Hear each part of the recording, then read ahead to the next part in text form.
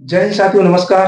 तो आज हम लोग बात करने वाले हैं मेडिकल से संबंधित उन चीज़ों पर जो आपने कमेंट किया है। मैंने एक वीडियो डाला था जिसपे आप लोगों ने कमेंट किया है, जाके आप लोग कमेंट में पढ़ लीजिएगा। टोटल सेम टू सेम यही कमेंट किए हैं। तो एक बार लाइव कमेंट बता रहा हूँ क्या-क्या प्रॉब्लम आपके हैं। देखो, सबसे पहले मेडिकल जैसे-जैसे नज़दीक आएगा दोस्त, बिना प्रॉब्लम के आप डरे हुए रहेंगे और आप रहेंगे स्वस्थ, लेकिन डर लगता रहेगा।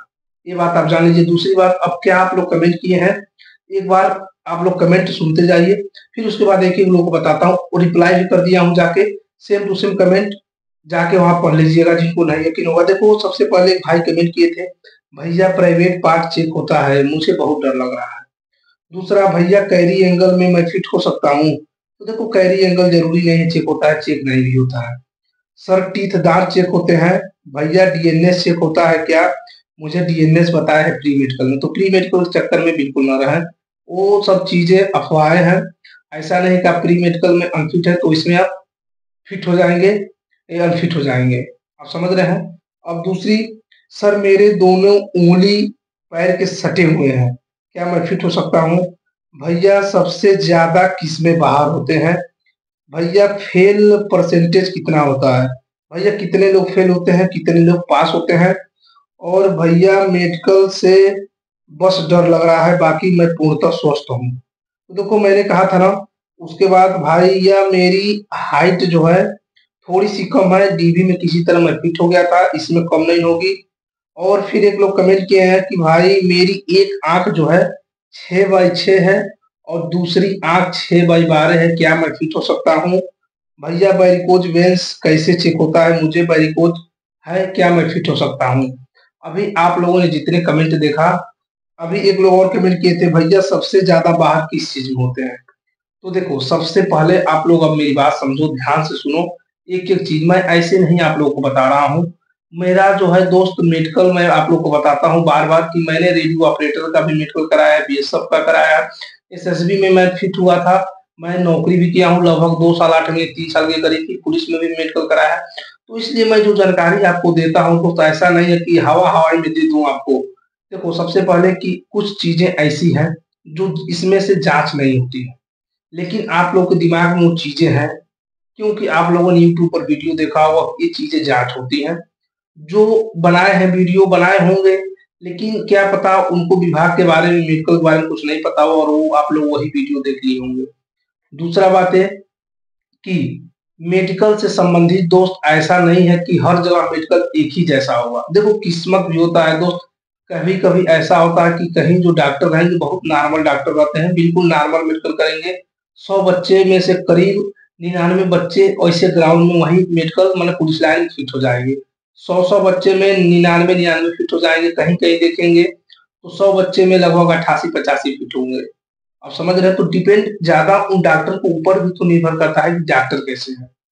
अब उसके बाद फ्लैट फिट है जिनको, क्या मैं फ्लैट फिट में सर कैसे फिट हो सकता हूँ? मैंने रिप्लाई भी कर दिया है, फिर सुन लीजिए आप लोग कि फ्लैट फिट है तो बस आपको जब फ्लैट फिट जाँच होगा, तो जब बोरी पर आप पैर रखेंगे जूट की बोरी पर, फिर उसके बाद जब फर्श पर चलेंगे तो पंजे जो निशान देखे जाएँगे तो पैर को दबाना नहीं है।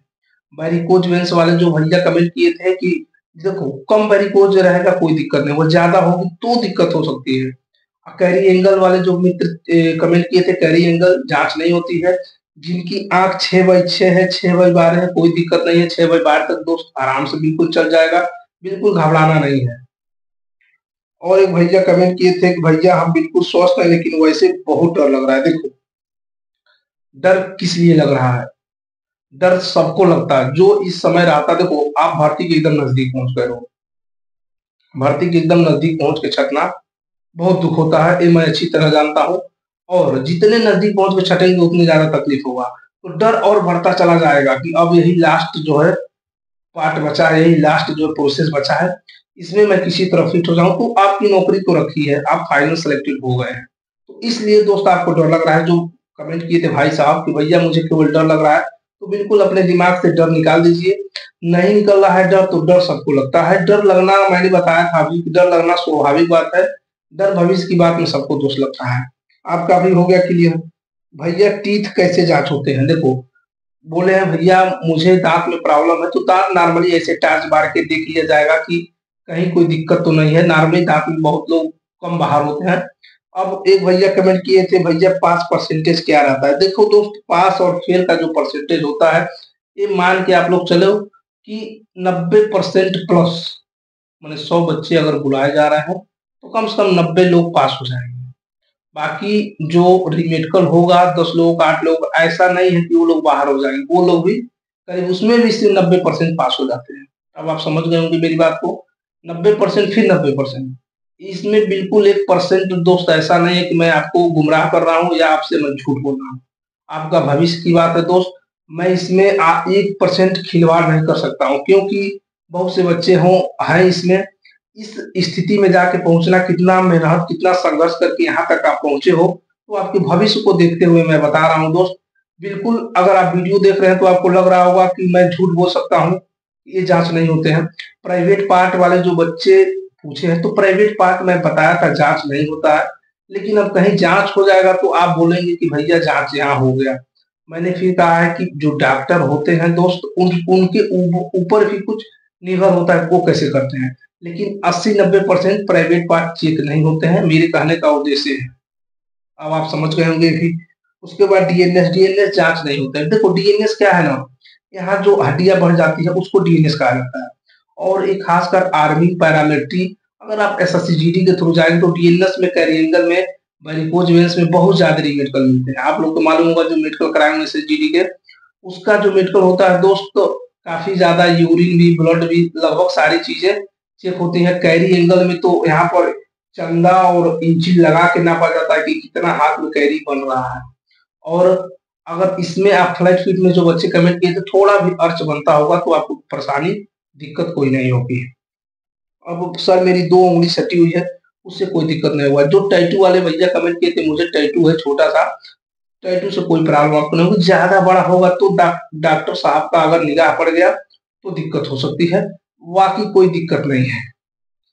भैया कैरी एंगल हो गया, प्राइवेट पार्ट बता दिया, वेरिकोज वेन्स बता दिया, मेडिकल से बस डाल कैरी हो गया, लगभग सारी चीजें मैंने आपको बता दिया है। अब जो बच्चे कमेंट किए थे कलर विजन वाले, तो देखो दोस्तों, कलर विजन एक समस्या है जिसमें सही में बता रहा हूँ, बाहर लोग होते हैं बस कलर विजन में। तो जो बच्चे अगर कलर विजन की जो बुक है उसकी 38 प्लेटें में से लगभग 30 प्लेटें पढ़ रहे हैं तो मान के चलिए फिट हो जाएंगे।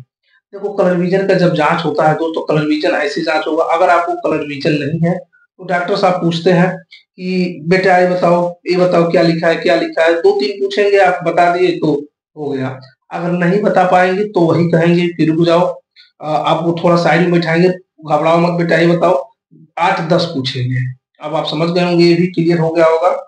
तो कलर विजन वाले बच्चे ध्यान दें, और जिनकी आंख 6/12 है, 6/9 है, वो लोग भी निश्चिंत रहे दोस्त, आराम से फिट हो जाएंगे। अब आप बिल्कुल समझ गए होंगे कि मेडिकल, मैं फिर बता रहा हूँ कि यूपी पुलिस के मेडिकल में दोस्त अगर आप फेल हो जाते हैं, नहीं फिट होते हैं, तो मैं अपना अनुभव बता रहा हूँ कि आप, मुझे नहीं लगता है तब कहीं आप मेडिकल में फिट हो पाएंगे। अगर यूपी पुलिस के मेडिकल में आप डिस्क्वालीफाई हो गए तो मुझे मतलब ऐसा नहीं है दोस्त, हो सकता है फिट हो जाए, लेकिन मैं अपने अनुमान से बता रहा हूँ, अपने अनुभव से बता रहा हूँ, नहीं मुझे नहीं लगता है कि आप कहीं और फिट हो पाएंगे। इस हिसाब से दोस्त आप लोग बिल्कुल निश्चिंत रहिए और बेफालतू की चीजों से बचिए।